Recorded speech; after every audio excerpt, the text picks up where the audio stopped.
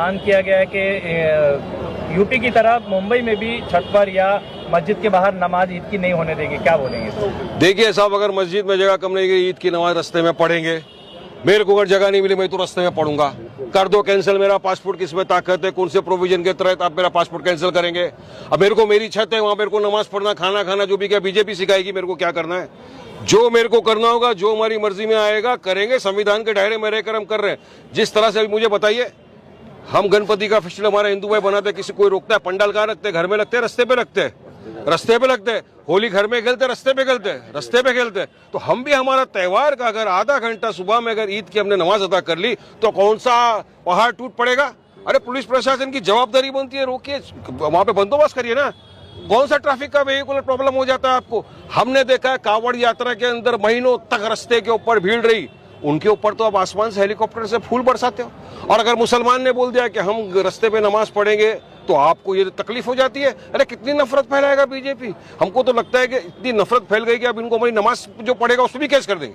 अब तो घर में भी नमाज जो पढ़ेगा उसको बोलेगा नहीं तेरे पे केस कर देंगे, घर में खाना खाया केस। अरे तो ये एक लिमिट होती है ना कोई चीज की, संवैधानिक तौर से काम करना चाहिए देश के अंदर। तो इस तरह की अगर दादागिरी धांधली से कोई डरता नहीं है। हम तो पढ़ेंगे इंशाअल्लाह ताला नमाज, और अगर मस्जिद में जगह नहीं मिली, रस्ते के ऊपर भी खड़े रह के पढ़ेंगे नमाज। कौन से धारा के तहत आप मेरा पासपोर्ट कैंसिल करके दिखा दो, करके दिखा दो, जाओ देख लेंगे। जवानों से क्या आप करना चाहेंगे? हरियाणा गवर्नमेंट ने ईद के दिन छुट्टी कैंसिल की है। ये तो माशाल्लाह, और लो, ये मोदी की सौगात और एक मिली है आपको। इतनी सारी सौगातें ईद बांट रहे हैं ना। ईदी बांट रहे हैं। हाँ, ये तो और एक सौगात मिली है। वो तो 25 करोड़ की आबादी में 32 लाख को ईदी दे रहे।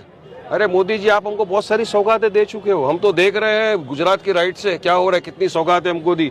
बिल्किस बानो के बलात्कारियों को आपने छोड़ दिया, ये सौगात से कम था? जकिया जाफरी बेचारी इंसाफ की गुहार लगाते लगाते अल्लाह को प्यारी हो गई, उसको इंसाफ नहीं मिला, ये क्या कम था? और अभी आप ये 32 लाख लोगों को किट देकर क्या कर रहे हो मोदी जी? तो बिहार का पोलराइज कर रहे हो। मगर वहां पर हमको बेवकूफ समझने की कोशिश मत करो। हमारी वक्फ की जमीन हम किसी भी कीमत पे 1 इंच भी तुमको हथियाने नहीं देंगे। हम संविधान के दायरे में रहकर अपना प्रोटेस्ट जारी रखेंगे। देश भर में हम इसके खिलाफ एहतजाज हमारा जारी है और आगे भी जारी रहेगा। हम चाहते हैं मोदी सरकार ये जो असंवैधानिक गैर कानूनी वक्फ का बिल लाया उसको वापस ले, फौरी तौर से वापस लेना चाहिए। कहीं ना कहीं 2014 के बाद अब मोदी जी को, लोगों को, मुसलमानों को ईदी बांटने का, अब मैं तो वही बोल रहा हूँ ना भाई, अभी 10 साल हो गए, 10 साल में 20 ईद अपनी आ गई, कभी बांटे क्या? हाँ, नफरत तो हर दिन बांटा है, भर भर के बांटा है। इनके लोगों ने तो यहाँ तक कहा स्टेज पे खड़े रह के मस्जिदों में घुस के मुसलमानों को चुन चुन के मारेंगे। बहरहाल वो तो हमने जवाब दिया कि आएगा बेटा, 2 टांग पे जाएगा तो स्ट्रेचर पर ही हो, तो इंशाल्लाह आज भी बोल रहा हूँ मैं। तो नफरत तो इतनी बांटी है इन्होंने 10 साल में जिसकी कोई हद नहीं है। और अब तो नफरत का पैमाना एकदम क्रॉस कर दिया लोगों ने।